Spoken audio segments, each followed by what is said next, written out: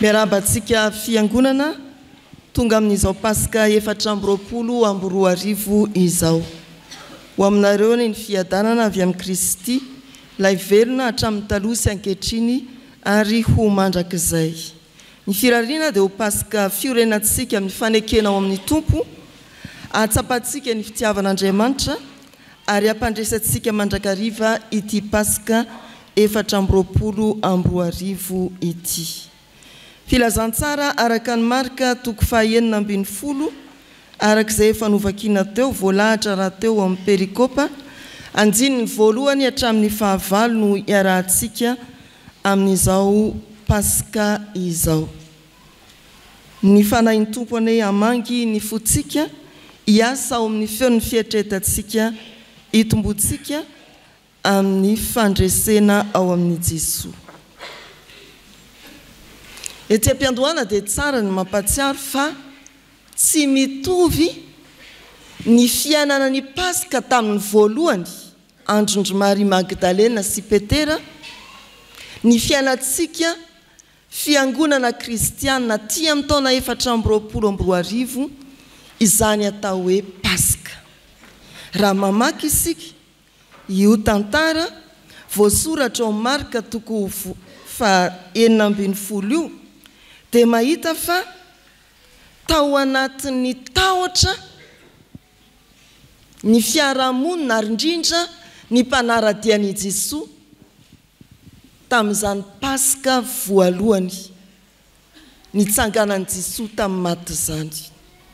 Ny andinin'ny fahavalo dia milaza fa na dia nandre aza ry Maria ary nirahana ilaza fa efa nitsangany Jesosy dia mbola naninona ihany izy nandositra ny ala tamin'ny fasana torakovitra tena hoe tahotra faratampony izy io sady talanjona gaga talanjona na tahotra zany ny fihetsepon'ny maro amintsika amin'izao Pasika 420 izao dia fihetsepon'ny olona tony, mety olona faly, mety malahelo koa angamba fa tsy hoe matahotra ao aty am-piangonana andeha ny zotra isika.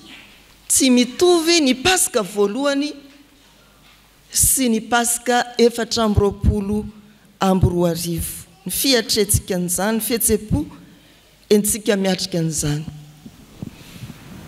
Efa nitsangana i Jesosy, efa nitsangana izy voalohany voakody ny vato. Ny faharoa efa nitsangana izy mitohy ny fiainana ary ny fahatelo efa nitsangana izy tononony manokana ianao, tononony manokana ianao.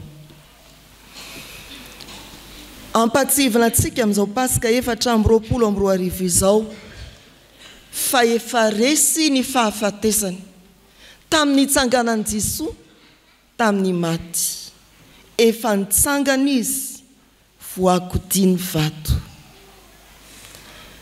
Voalazan'ny soratra masina manomboka eo amin'ny andininy voalohany hatramin'ny fahaenina fa rehefa niomana fatratra ireo vehivavy tamin'ny menaka anosorana ny fatin'i Jesosy fa fomba tatsinanana teo zany hitahirizana ilay vatana mangatsiaka tsy ho tratry ny loha dia niresaka eny an-dalana izy manao hoe iza no anakodiany vato, lehibe dia lehibe ny vato. Eo amin'ny andininy fahaefatra. Olana mety tsy ahafahana mandroso anatanteraka ny fikasana. Olana mety tsy ahafahana manatanteraka izay heverina atao raha tsy miala tokoa moa ilay vato, ahoana ny azahoana miditra ao amin'ny fasana ka mahita ny fatin'i Jesosy dia mikarakara azy. Ry havana malala rehetra amin'ny Tompo, rehefa nandroso reto vehivavy reto, ambaran'ny soratra masina hoe rehefa nitraka izy dia nahita fa efa voakodi ny vato ary de talanjony izy raha niditra tao amin'ny fasany. Betsaka ny olana manakana antsika zanak'olombelona tsy androso amin'izay mety ho fikazantsika manokana. Fa indrindra manakana antsika zanak'olombelona tsy androso amin'ny fanompoana an'Andriamanitra. Resabe ny fitadiavana fitoniana sy fandrosoana eto amin'ny firenentsika maneran-tany koa. Betsaka ny olana mila vahana satria raha tsy voavaza tsy afaka mandroso bebe kokoa.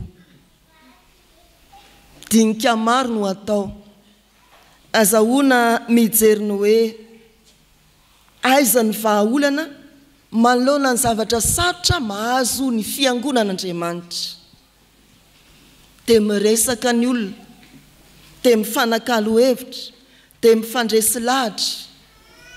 Ary tsy izany ihany fa ny atokantrano dia lany aiky eo anatrehan'ny fiainana andavanandro ny zanak'olombelona maika moa isika eto Madagasikara. Mitady vahaolana satria miamafy toa tsy misy masoandro miratra ho antsika malagasy. Fa amin'izany ny afatry ny Paska dia milaza manao hoe efa nitsangana izy voakodi ny vato. Efa nitsangana izy voakodi ny vato. Resy ny fitsanganan'i Kristy tamin'ny maty ny resabe hitadiavam-bahaolana, ny fitanisana zavatra tsy mety etsy eroa. Azontsika malagasy ho raisina amin'ny finoana ve izany hoe tsy soa nitsangana tamin'ny maty? Efa voakodi ny vato. Azontsika fiangonana raisina amin'ny finoana ve ny filazana hoe efa nitsangana i Jesosy voakodi ny vato.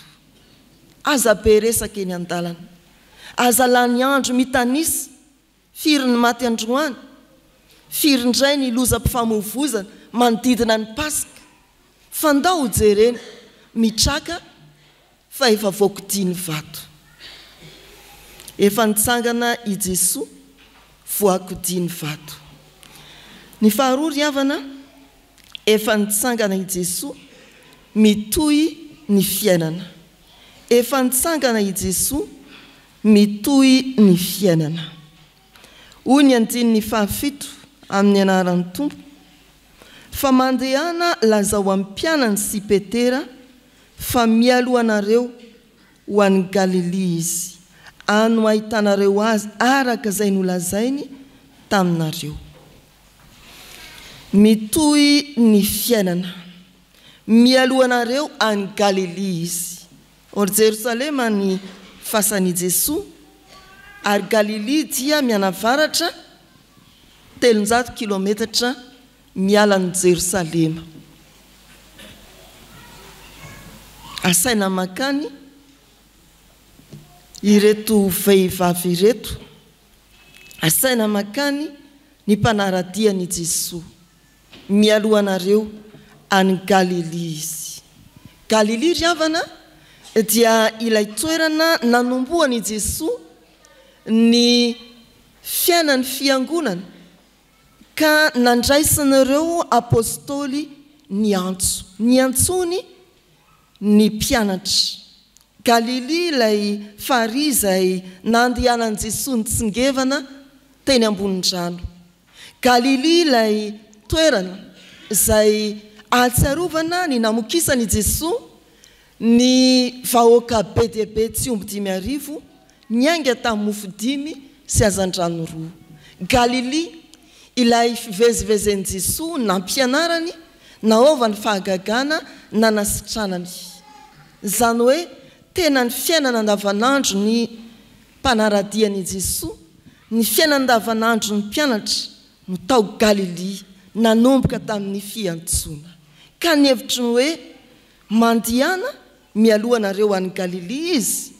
I Jesosy ilay nitsangana tamin'ny maty dia te hamerina indray ny sain'ny mpianatra izay matahotra sy miady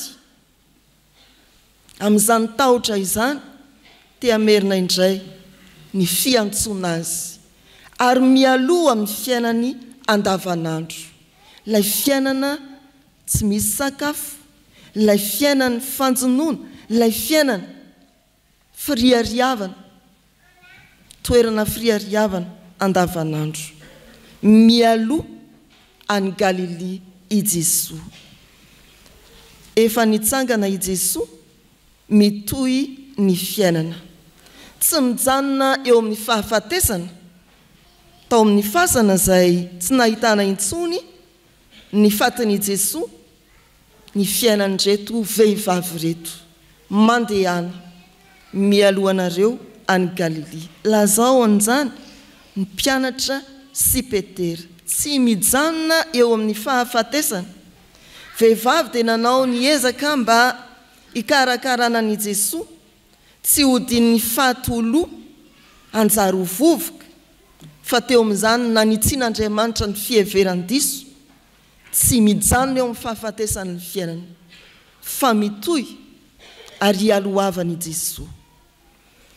Betsaka no tavela ao amin'ny fasan'ny sikariavana, fasan'ny mahery fo. Misy koa fitenenana fo azy rehefa mandroso Madagasikara, hijanona any ve sika? Fa i Jesosy miteny hoe mialohanareo any Galilia izy.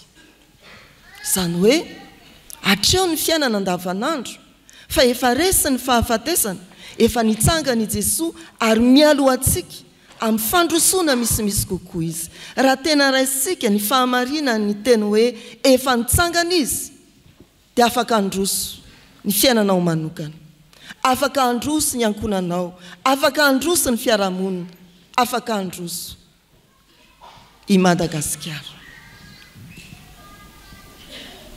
Ny tsy fandraisantsika ny herin'ny fitsanganan'i Kristy tamin'ny maty no mahatavelany maro ao anatin'ny fahotana endriky ny fasana, no mahatavelany maro ao anatin'ny fatorana, tsy hahafahan'ny sainy mivoatra sy mandroso. Raiso ny teny hoe efa nitsangana izy, mitohy ny fiainana ary hialohavany Jesosy zany. Ny fahatelo ry havana, efa nitsangana izy, voajeriny manokana ianao. Voatonona eto amin'ity soratra masina ity ny hoe lazao amin'ny mpianany sy Petera, lazao amin'ny mpianany sy Petera. Voajery manokana ao anatin'izao fanambarana ny fitsanganan Jesosy tamin'ny maty sy ny hafatra ho amin'ny fitohizan'ny fiainana izao i Petera. Manodidina ny Petera dia fantatsika fa izy ilay malaky miteny, asesiky ny fihetsem-po, izy ilay nanatanteraka ny fahamarinan'ny soratra masina, mbola tsy misy akohanena dia andaha intelo ianao, nangahiay izy tamin'izany. Ary tena nitsatoka tao am-pony ny nenina satria marina taminy ilay tenin'i Jesosy ny amin'ny fandavana intelo. Fa voajery Jesosy manokana izay olona izay, ilay namolovolo tao anatiny no ny fandavana any Jesosy. Voajery Jesosy manokana, tsy hoe ndana lazao amin'ny mpianatra, fa nisy fanavana hoe Petera. Petera izay ajatonona fa voatendry hitazona ny fanalahidy, anorenana ny fiangonana. Ambonin'ity vatolampy ity no ahoroko ny fiangonana, fototry ny fiangonana. Jesosy nanendry azy tamin'izany no nitanjaky ny finoany nilaza hoe ianao ny Kristy, zanak'Andriamanitra. Nojeren'Andriamanitra manokana tao amin'ny fitsanganan Jesosy tamin'ny maty i Petera, toy ny hoe nampatsihivany fa miorina ary tsy miova ny fanekena izay nataony tamin'izany mpanompony izany, na dia niovaova aza sy ny vadibadika i Petera. Ry havana malala, tsy hoe adin'ny Jesosy ny fahadisoan'i Petera, fa mihoatra noho izany dia tsarovany Jesosy mandrakariva ny niantsony azy nanaovany fanekena taminy.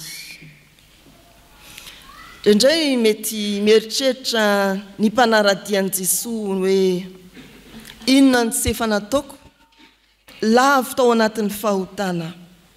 Efa nandany Jesosy ka nanombo azy indray teo amin'ny hazo fijaliana matahotra araka ny soratra masina hoe tsy misy famelana heloka intsony. Dia nanaoko totom-piainana mahatezitra an'Andriamanitra lilio ary nanao anjoanjo tamin'ny fanontona amadiana ny fanekena tsy ianao izay nolazaina. Nanaiky ianao fa nandatsy ianao indray. Efa nitsangana ny tompo ianao indrindra no tonony manokana amin'ity pasika 420 ity. Lazao ny fiangonana manontolo fa tonona manokana ny anaranao. Ninina nataonanao tamin'ny lasa? Ninina mampamolivoly anao ka eritreretinao hoe ohatra ny tsotafarina izany fiainam-panimpoko izany? Da izao tononon'Andriamanitra manokana ny anaranao. Mety topeteranao fa andry ny fiangonana ary na iza isika dia andry ny fiangonana.